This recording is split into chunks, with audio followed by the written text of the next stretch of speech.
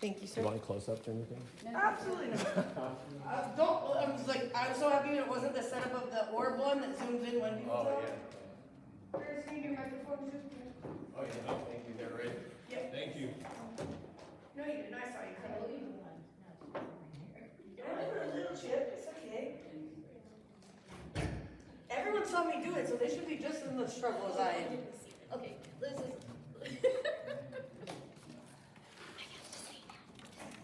Why do you think I stopped talking?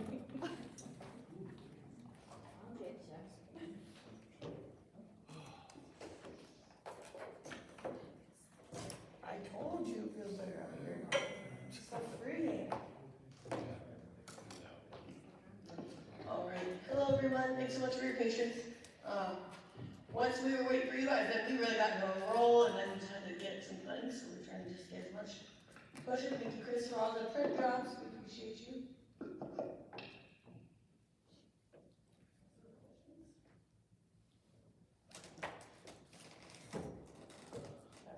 Yeah, push the clear button on top. I don't want to pass it, but. Clear. There we go. All right. Hey, everybody. Good afternoon. So I just have a question. For the MOU based on classified workers who kind of voluntarily, like take up other positions, who get overtime, right? I'm talking about that MOU specifically. There was supposed to be like research that went into how to figure out the adjusted rates of overtime based on the actual position that the classified worker was hired in, and the kind of voluntary position that they assume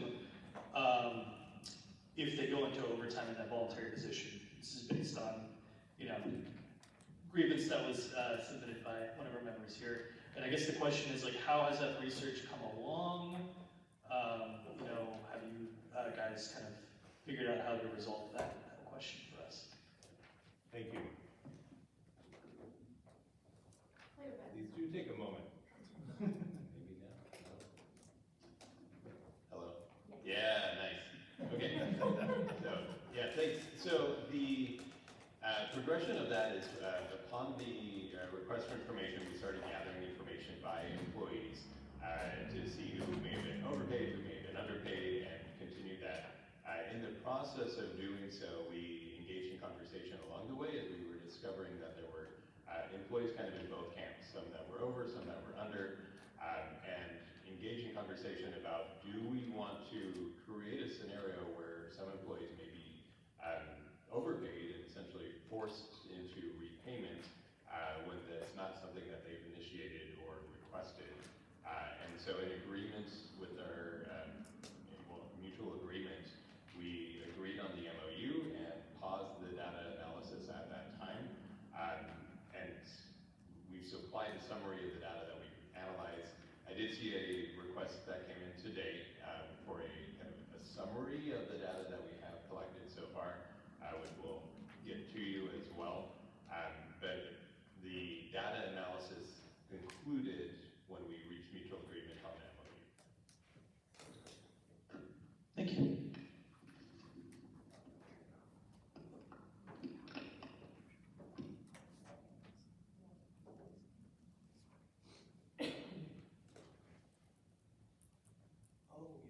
Gotcha. Okay. Second question, part two. So in Article 8, the proposal that you last submitted to us in changing position, so this is still, the question is still, trying to resolve the same issue for us, right? So, there's federal law for pay equity and overtime. There's also fully state law that kind of adheres to it, right? If you're working two different positions, you reach overtime, your overtime has to be a weighted average of both positions. And so, ORS kind of overtime provisions are kind of vague and ill-defined overtime, but there is nothing that really says that, you know, the contract, basically, if you remove like, if you put in language that specifies like anything that counters state and federal law, that is the binding thing, that is the thing that like we have to adhere to and stick to. And so the question is, it's like, why did you guys feel like it was necessary to kind of put in, I think, Article 8, if anyone can actually bring it up here, which one was it? So based on the pay rate for the position in which the extra time is worked outside of the employer's employee's regular schedule. So basically, if you are volunteering for a position that pays less or pays more, your overtime is only reflective of the hours that you worked in that voluntary position that's outside of the hired position, right? So I'm just wondering what the rationale is to keep it that way, as opposed to the kind of like federal laws that guarantee the weighted average between both. Yeah, and that's a great question. So in the process of discussing the MOU, what part of the conversation that occurred was we currently have many employees throughout the district who enjoy the opportunity to work in a capacity outside of their original one, or the opportunity to earn some additional income, potentially including overtime, which we see most frequently probably in the building monitor role, and I'm sure there's others throughout the district. But what the result is the intention is to provide an opportunity to fill a genuine need for the district, which is the supervision of the buildings, and to allow current and existing staff to utilize those opportunities. Operationally, if we have, say, somebody that's higher on the salary scale who may work 40 hours in their assigned week, and then they assume building monitor responsibilities, that individual could be serving as a building monitor, making in excess of overtime on $40 an hour, whereas somebody else doing the same work next to them may be receiving significantly different compensation for the same work. And operationally, as a district, we want to continue to provide those opportunities, but doing so at very high rates of pay for those, particularly when those are positions that are often supplemented by community dollars that come in. We really need to make sure that the pay aligns to the tasks that are being done for the building monitor opportunities.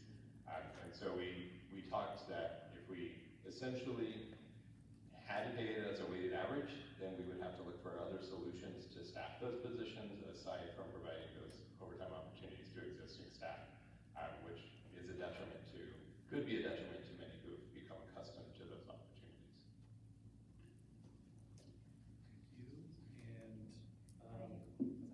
Was that?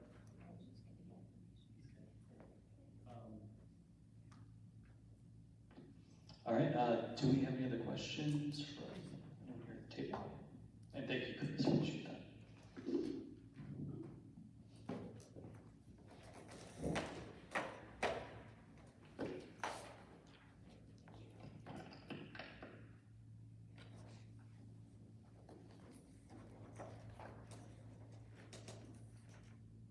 All right, thank you. We have some articles ready. I don't know if you guys did, if you would like us to go first. We have a few ready as well, and we're happy to go first or second. All right, why don't you guys go first this time? We went first this morning. All right, let's do it. So we have 4, 5, and 14 ready, and we'll go ahead and pass those out. I think we can pass out 3.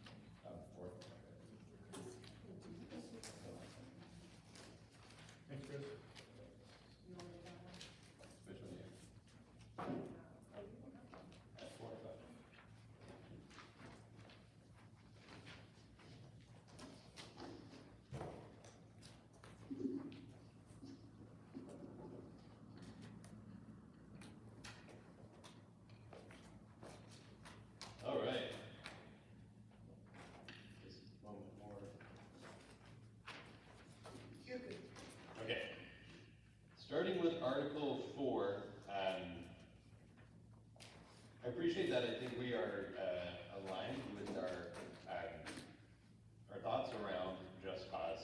And so we try to capture much of the language that you proposed in our counter proposal, starting with the title, which includes the addition of just cause, or that should be bolded and underlined as its new language, but accepting that from your proposal. And then really the opening section is very similar. We added just a little bit of clarifying language in that opening sentence, but otherwise looks the same there. First significant change is when we go down to B. I'm sorry, you're right on. B, the time frame, we do agree that the language of reasonable time is vague, and so calling out a specific time makes sense, so we agree with that. We are countering with 1 day's notice. That aligns with our current operational practice.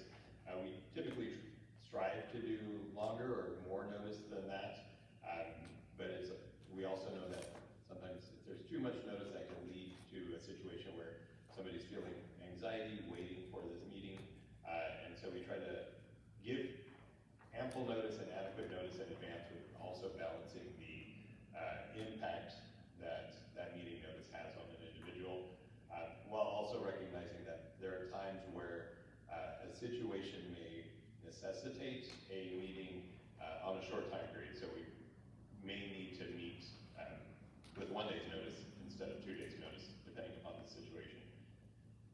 Going down to D, again, I think we are philosophically aligned here. We did just really a little cleanup. The opening sentences that were proposed, we feel are covered elsewhere, specifically in the opening where it refers to just cause, and then also this particular sentence in D, again, referring to disciplinary actions need to be for just cause. So the additional sentence we felt was redundant, and then the information for disciplinary action being available, that's a requirement. So it is something that upon request we provide currently, as is required. So that doesn't feel like it needs to be called out when it's already in. Perfect. It's required, and it is also covered in the last sentence of the top paragraph there as well. So just really trying to keep the contract as concise as possible and avoiding redundancy there. In D1, we did not carry forward the language specifically with adequate opportunities and access to training and coaching by the district. There are many standards and expectations that we're all held to, for example, code of conduct or board policy, that we are expected to read and understand, and in the case of the code of conduct, attest to our having read that, but they're not necessarily directly coached to or provided training on, and so we don't want to unintentionally exclude expectations and requirements that we're all held to, by including that access to training and coaching. So really it's sufficient with the existing language is what we're keeping there. And then in D7,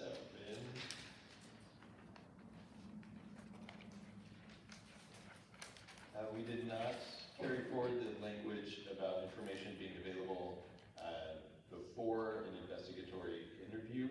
Again, this one really is the intent, I believe, covered under B with the advance notice of the meeting, along with, as it says in B,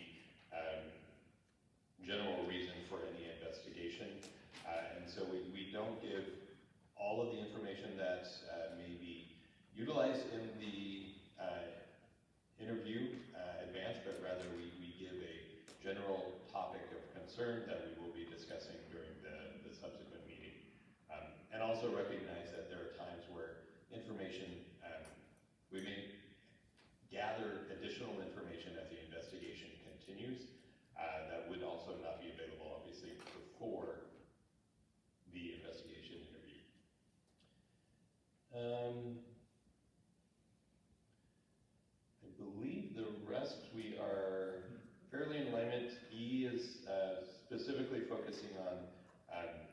dismissal, I think we share that language in common.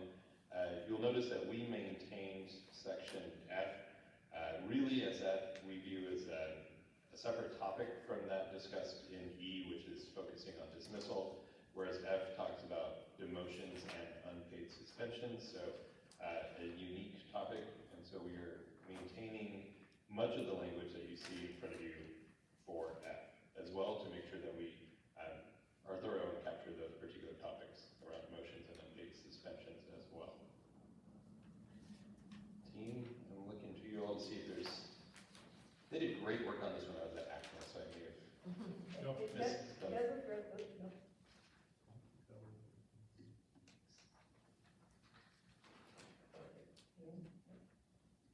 Take a moment.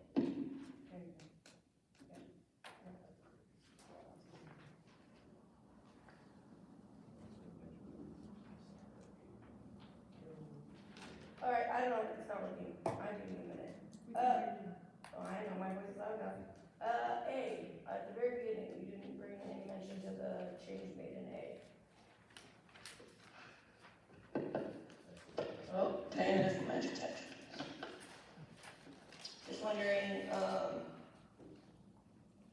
reasoning for what the not accepting language in A? Yeah, thank you, Ed. I appreciate that. Yes, I did miss calling that one out.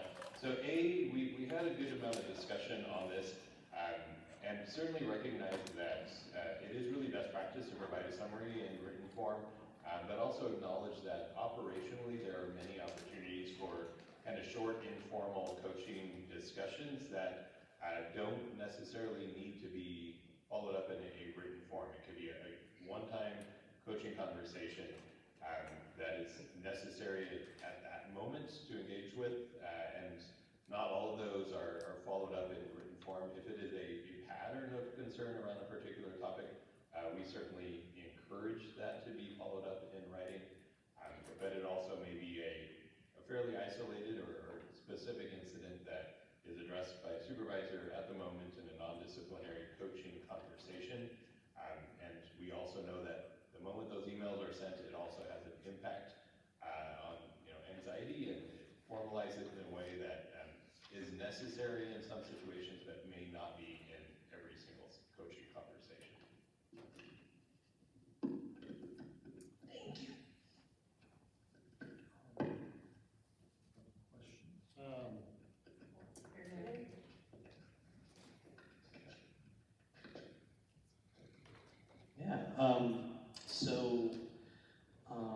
For just the first part here, with just cause as described in this article, so the definitions for just cause, the 7 steps, right, the way it's laid out here, how does it correlate to the actual laws and the actual 7 steps of just cause when it's not explicitly laid out?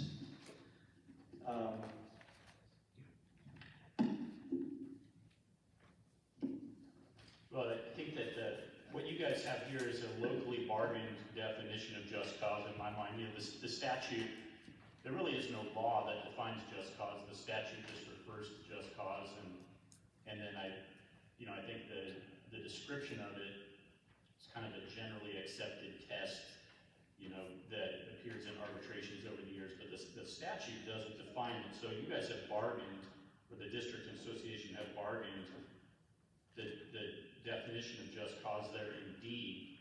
And so we added that reference at the top just to be clear that when we're talking about just cause in this contract, we're talking about the locally bargained definition of just cause that appears there in D. Otherwise, it would not make sense to have 2 different definitions of just cause. So we think a reference up there in the intro paragraph, and then when we get to D, we say the district shall abide, I think that was your language, abide by the just cause provisions defined below. So there's our definition. So we're just trying to link that top paragraph to the definition that then comes in D.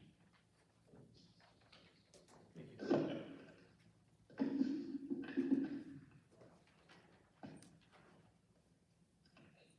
Thank you. I think that's all the questions we have for this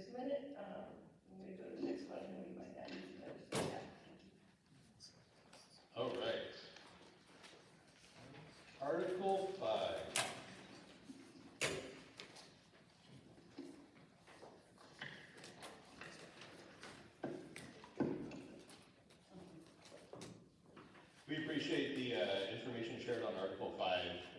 The data was also helpful. We hear you regarding the number of steps, and really, you'll see a response here that reflects your desire to have a reduction there. So the significant differences that we'll see in Article 5, starting with A, we're in agreement in A. We've moved forward, really, I believe, all of the language with the exception of the use of the word or inequity, or the words or inequity. And our position on that is that anytime there's a contract violation, as it currently states, that is a aggrievable action.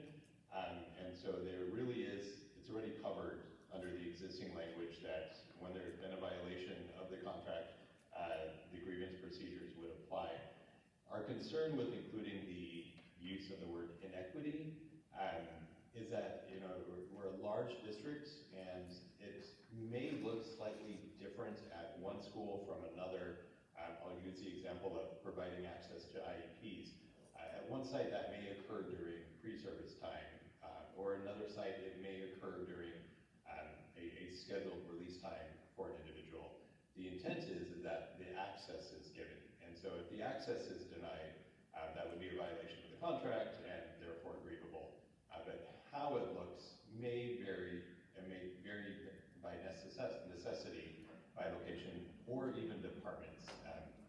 And nutrition service the way nutrition services implements a particular aspect may need to look slightly different than another department based on their operational need, but as long as the intent of the article is upheld, then we feel that it's covered under this particular article already by stating that when a violation has occurred, it's grievable. So we didn't bring forward the use of the words inequity throughout.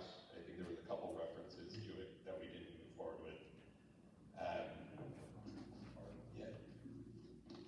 The other thing I think you'll see in A, we did strike the language of that there has been to them a personal loss or injury.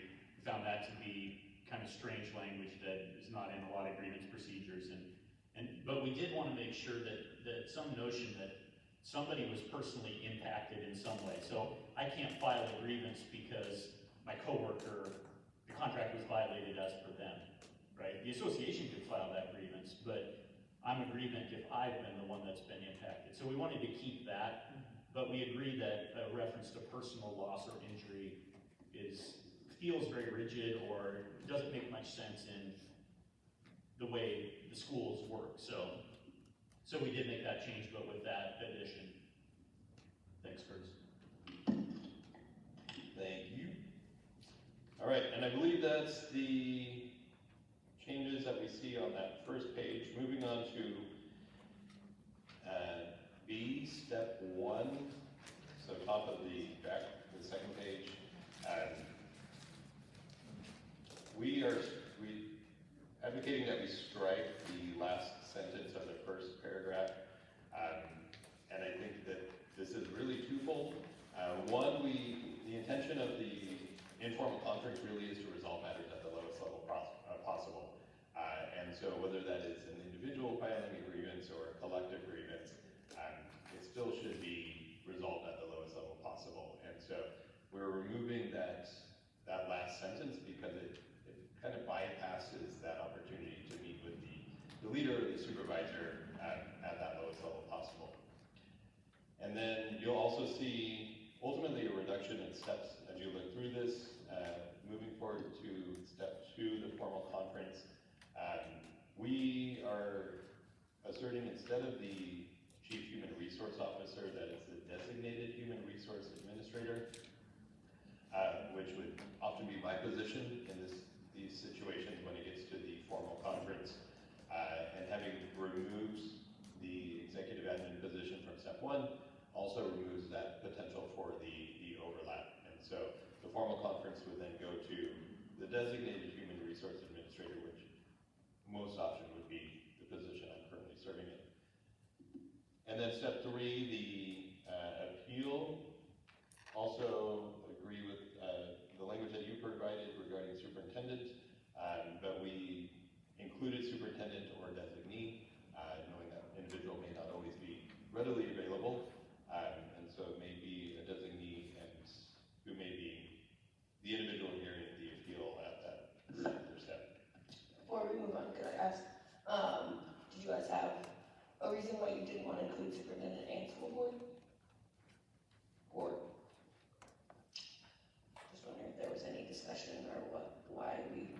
the next step then?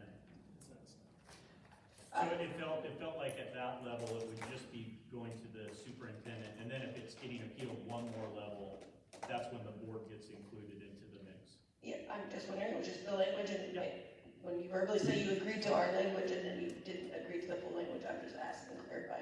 Yeah. Thank you. Thank you, Christy. All right, team, and I'm looking through, I believe we are really similar in the no change, other than you'll see level 2, we also maintain the designated human resource administrator. When you move down to step 2, selection of the arbitrator, we hear you regarding the proposed change there and have agreed to strike the same language.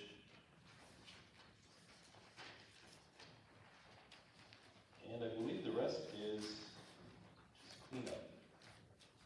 Yeah, we agreed upon. Yeah, another reference to inequity.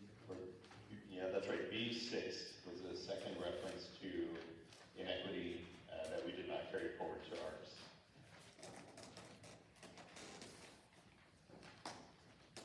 Questions on this one?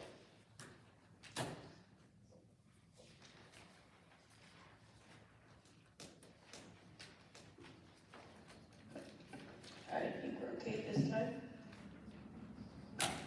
Oh, thank you. Very observant, Chris. I appreciate. Under C, it starts with a 5, and we can count, but just not this late in the day sometimes. So that should be a number 1. I do want to make a call out, just because we are getting close to our end of time, but we do feel like we're kind of in a headway right now that we might ask to stay at least for a little while after 4, just in the reality of finishing your guys' proposals, the ones we have, and then we have a couple others that might be close, or we think that we might be able to have some headway on some of what you guys just brought us. But I want to check in before 4 to make sure to see if we could make some headway on it clear. Just because I feel like presenting articles, we're going to push us right till 4, and we could be close on some of these. Yeah, I think what I'm hearing is stay for everybody to present the articles they have, and then we'll determine after that. Yeah, I think we're already pre-asking that we're going to want to caucus after we present and then come back again before leaving for the day is I think what our hope would be. Okay. Yeah, thank you. We'll check on that. All right. And that brings us to Article 14. I believe Paul.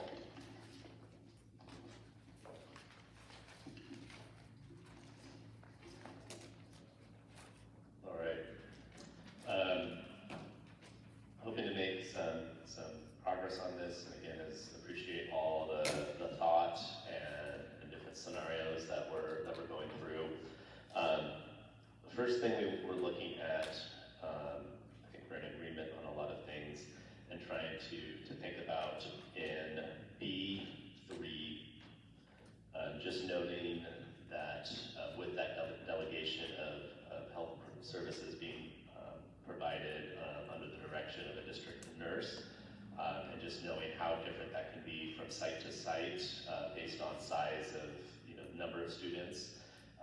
So wanting to again maintain the language of training more than one unlicensed staff member, but then bringing forward where feasible more than one staff member will be trained. But understanding that given sizes of variation, if you're at a school 2,000 plus, you might need much more than 3, and if you're in a small site, it might be a stretch to find the 3 people that would seem to make the most sense. Continuing on with that, moving forward with 5.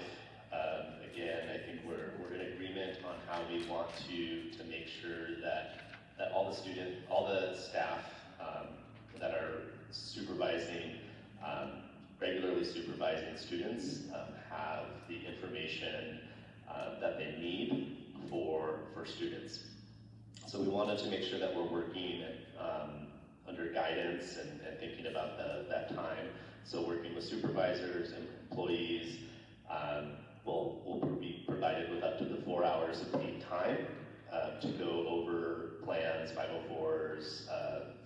BSPs, medical support, HMPs, all of those things that are related to supporting with the student. We really want to make sure that we're working in collaboration. I know there was the guidance that was set out just more recently for like para twos of looking at where we can have those times throughout the day. So really wanting to work to make sure that we are having that going together. We did not come forward with 6, but we are hearing that need,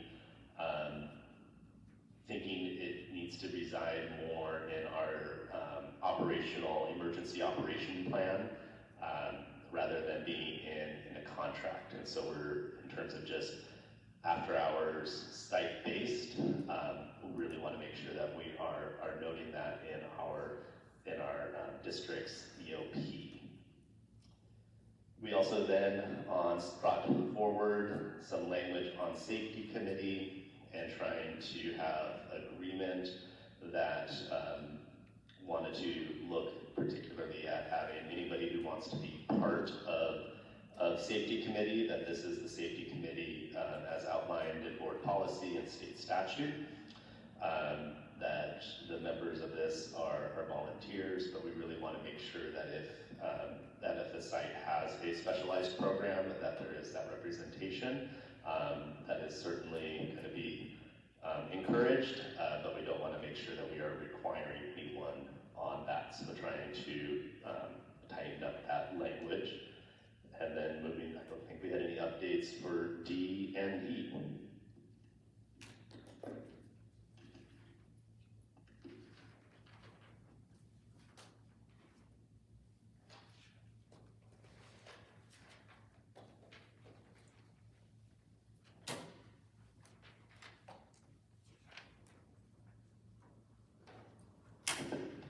All right, thank you.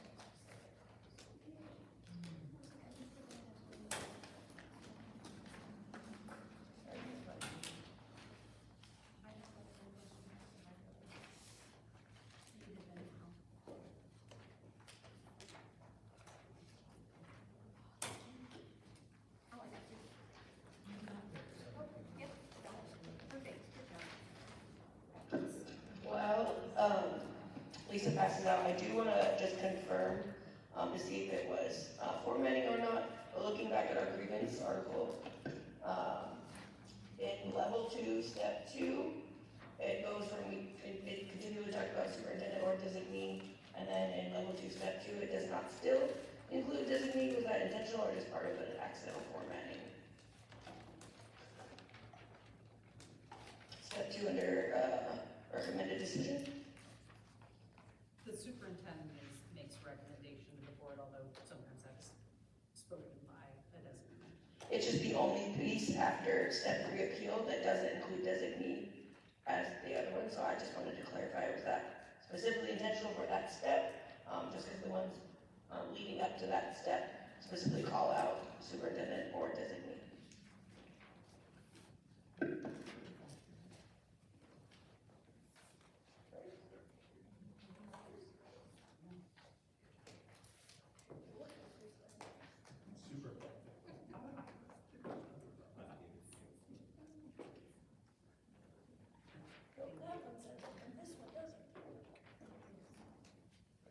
Thank you, Chrissy. I'm not sure. I see a blue light, but I'm not sure. Oh, never, it just is going, that's why I stopped turning it off. Thanks for noting that. It is current contract language. We looked at it, we did not change it because the superintendent makes recommendations to the school board. The recommendation to the superintendent, what to recommend may be made by the designee, but it's actually the superintendent's recommendation. Okay, thank you.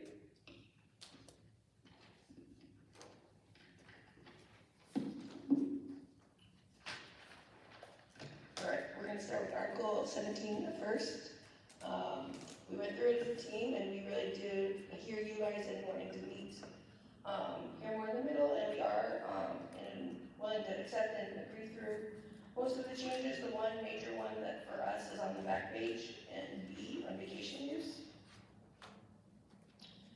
We struck out your guys' new language there, and we really do believe that we want to keep the current language about time earned. We really do believe in this change that we made in a recent contract of giving employees up to 18 months, especially knowing a lot of our 260s work tremendously hard year round to take care of our buildings, to take care of our students, to take care of our community, prepare for our buildings to do the learning and educating that we need to do. And we really do believe in the idea that they earned this. And if there is statutes or issues and having people that can take days off at the same time, that should not impede on them losing their earned time. But we are willing to meet you on all the other language.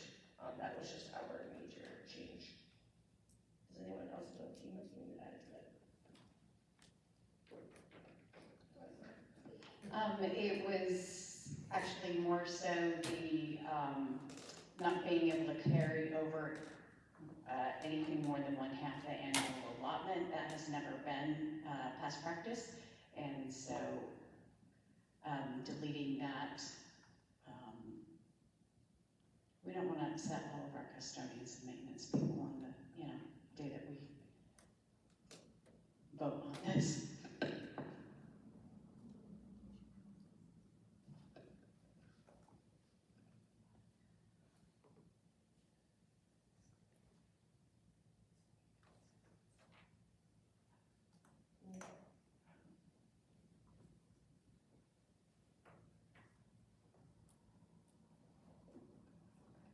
All right.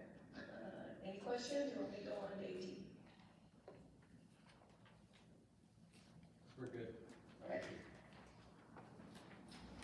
Pass this on to you.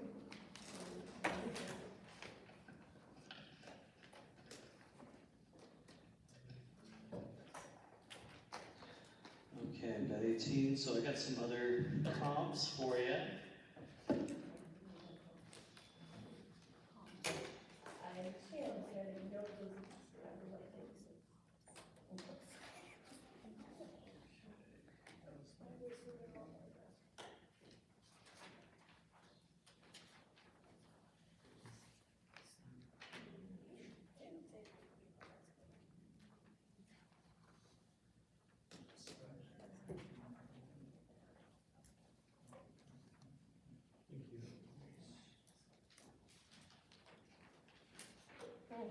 They are, there's the ones.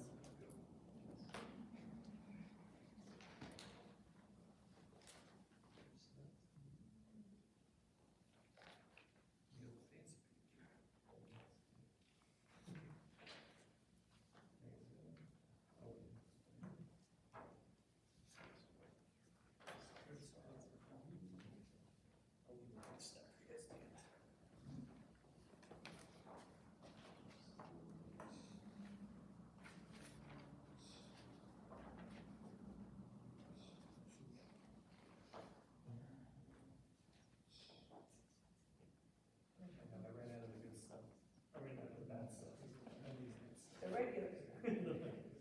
No, we don't believe in bad, it's just not preferred. The expensive stuff. Okay, just unpreferred behavior. Monitoring.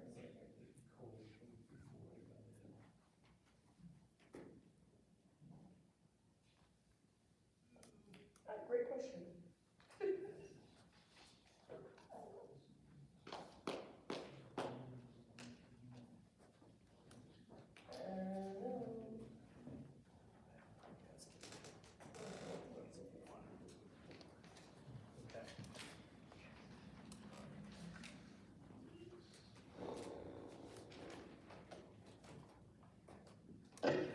You can see a theme with me. I'm obsessed with research. So, for 18. So, formatting wise, we'd like your suggestions for kind of how to kind of redo a lot of the top line stuff for Article 18, so we kept that. The change that we did for A though was the kind of like determination process for PPE. I remember we found that, you know, PPE can look quite differently from, you know, one class department or work site to the next. So we wanted to just put language to allow for classified workers to, you know, make special requests for PPE, you know, given the needs of, you know, that particular cohort of classified workers at a given work site. And then for B, we just kind of changed up the just uniformed appearance, and we just wanted to make it very kind of matter of fact. District requires a uniform.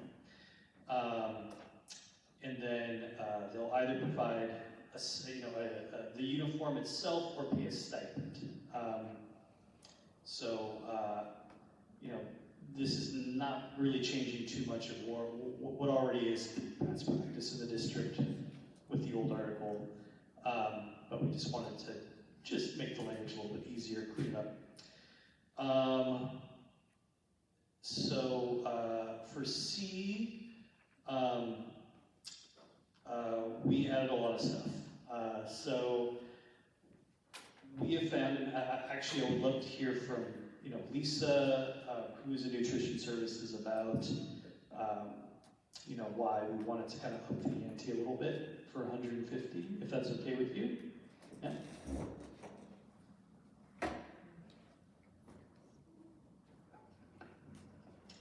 So I know that we currently get a $100 stipend for footwear, but with the costs of everything going up,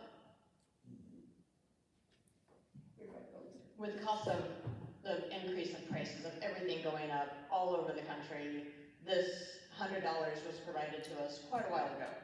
And currently, I cannot find a pair of shoes, and not just me, I've talked to a lot of my nutrition service people, that cannot find a pair of shoes that last for more than 3 to 4 months for less than $60, which means we need 3 or 4 pairs of those $60 shoes just to be able to get through the year. And a lot of the people that I've talked to have said that they don't want to pay out of pocket. So they are wearing footwear that is not safe for them because it's past where it should have been replaced. So if we could up it to a little bit more, those people would be able to get proper footwear so that the non-slip still is non-slip and the tread is not gone, things like that, because of how much the increase has been. All right, thank you, Lisa. So that's the big motivation there for why 150 is kind of the new asking amount. Other than that, we just kind of changed the language again, just to make it a little bit simpler and easier to read. For one, now this is the reason for the comps here as well.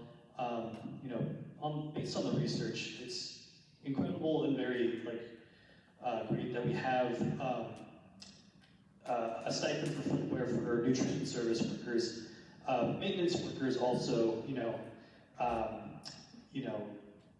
have demands for footwear as well. And in a lot of other contracts, we found that, it's primarily maintenance workers who get stipends for footwear. So we wanted to add that in because it's been a demand from our maintenance and facilities employees for some time. We also wanted to define, this is based on just some perspectives from maintenance workers, but also I think it was agreed upon by everyone here, just when the actual payments will be dispersed, or the stipends will be dispersed. So we found that either by September 20th, which is kind of like around the second or third week of the school year, or if it's a new hire who got hired after, around the second pay period, just to kind of have a standardized process for how these disbursements go out. And then for 4, 5, 6, 4, we just kind of put in the language, who works in a kitchen, just, you know, to keep things consistent. Really no changes to 5 and 6. And we put in, we'll be provided with up to 5 aprons. That was another thing I forgot to mention. 4, up to 5 aprons, I think, is another thing that we added. For 7,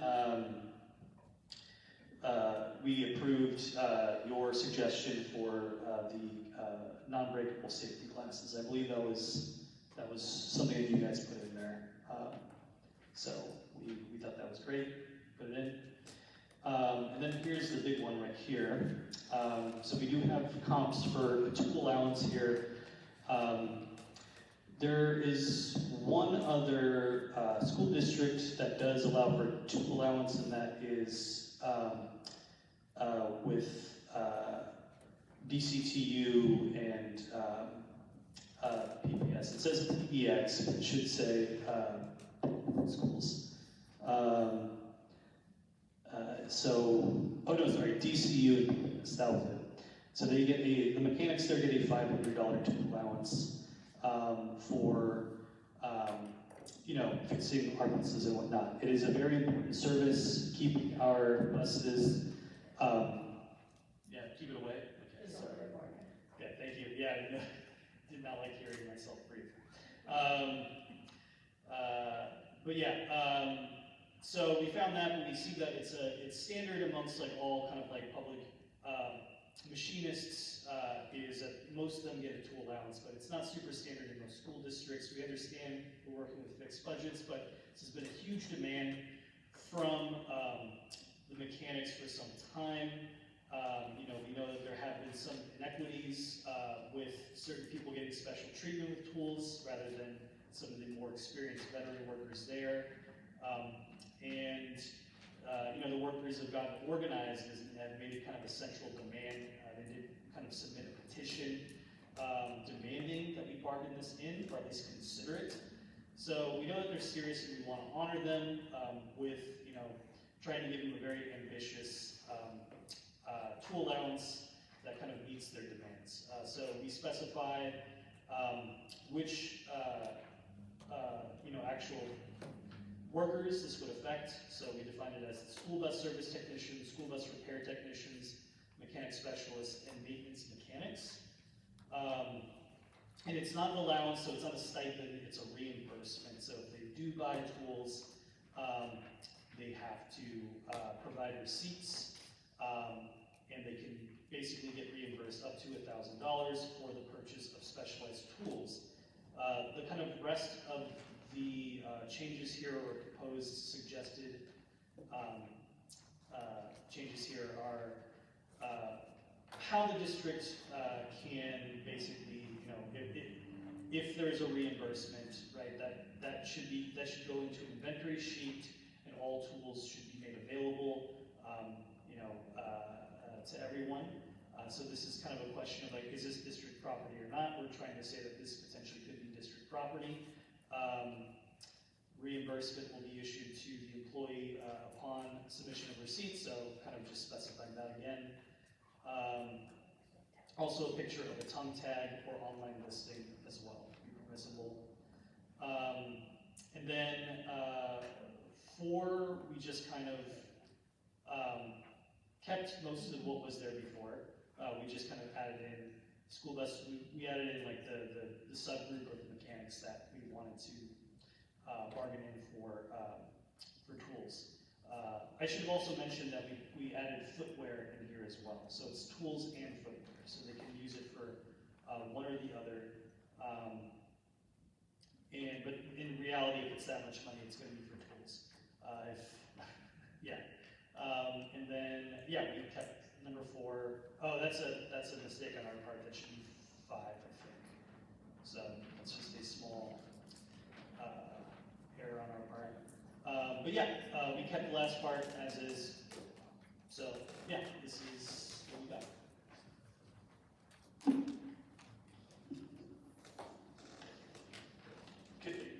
I just want to make sure I understand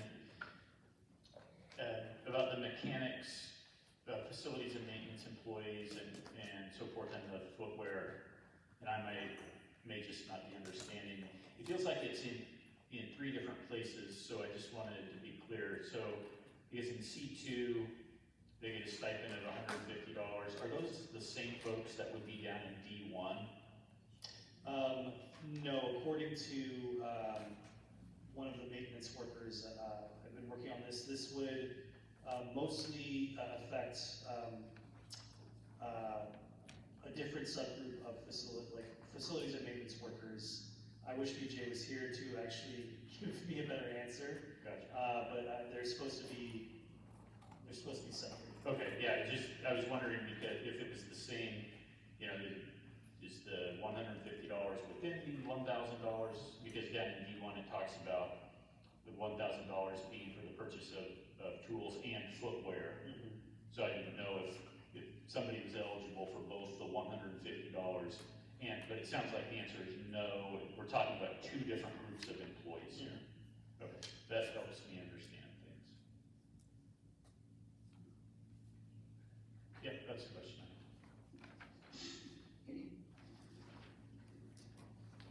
I appreciate the data to accompany this. Thank you for gathering that.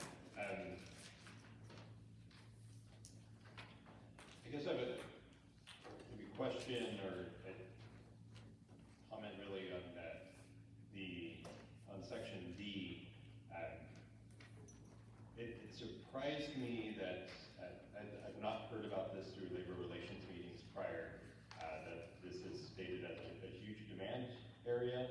I'm not dismissing the demand for it or that it is being sought for, but as I've not heard about labor relations before, that does come as a bit of a surprise. And the $1,000 after we've agreed upon the salary and insurance just gives me a little pause as far as the forward momentum that we're seeing. So I'm curious about the timing of this particular introduction at this point.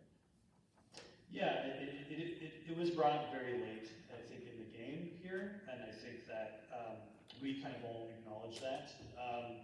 However, you know, these are workers who, you know, have been outreach for a long time, but they're very organized and they want something, right?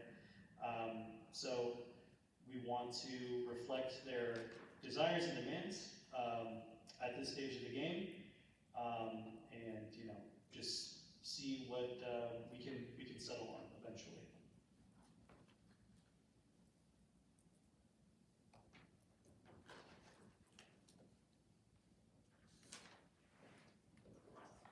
Any other questions on this one? No, only that on this footwear, this data one that says footwear allowance, you've got numbers down at the bottom, and I guess this would just be as much for my team as, are those the people, it looks like on your calculation is that 19 people would be eligible for the tool reimbursement? Yes. Am I reading that correctly? Yes, 19 people. Okay. Thanks.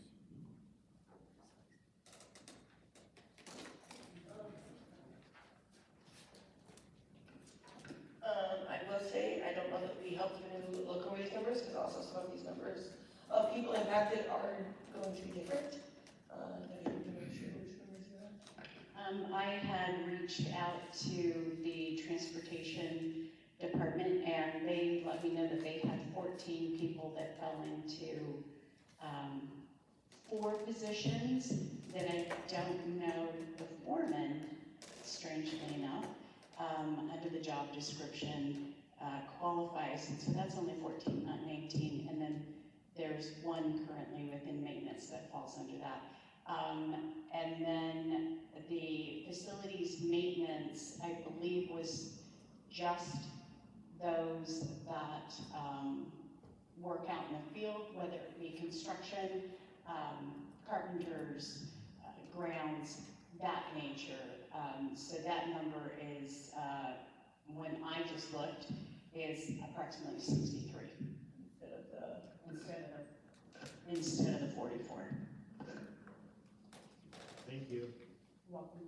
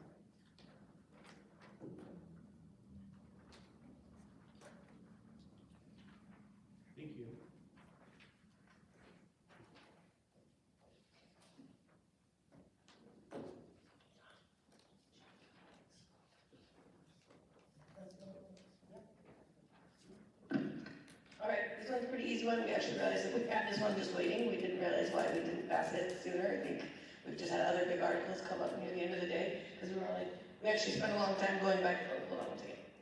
I need to go over there, we got lost. Sorry. We just can't, yes, thank you. So this one's just been waiting in limbo, got lost in the sauce. And Article 20, we just have it going, changed language that we had talked about early on in the process. So in B2, changing classes to courses. And then later on down in E1, and E2, and E4, just kind of everywhere that it said classes changed to courses, just in reality, I've tried to really encompass all of the different things. And I believe we spent a good amount of time earlier in our process really talking and diving into the different realities of what's required for different job categories in our district. Yeah, so those are, and then I think we'd already had in F, the course we'd already put in.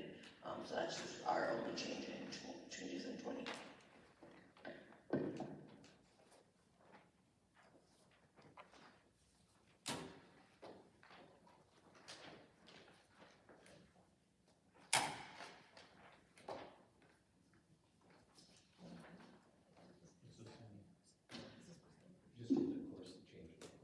Yeah, I think we were in agreement on this one. Yay.